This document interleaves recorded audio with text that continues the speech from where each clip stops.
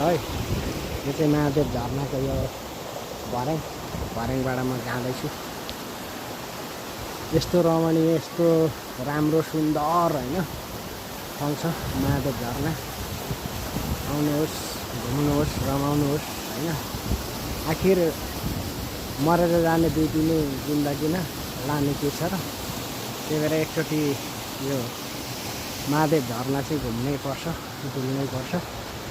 त्यही भएर हाम्रो नेपालमा बस्नुहुने सम्पूर्ण दिदीभाइ दाजुबहिनी आमा बुवा जसले जहाँबाट हेर्न सक्नुहुन्छ मेरो यो भिडियोहरू तपाईँहरू आउनुहुन्छ आफै आफ्नै रियालिटीमा हेरेर जान सक्नुहुनेछ। हेर्नुहोस् यस्तो छ यहाँ हाम्रो भगवानको मूर्ति छ।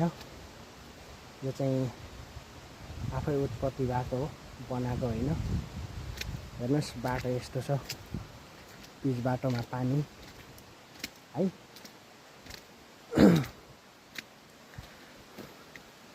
र यो चाहिँ हाम्रो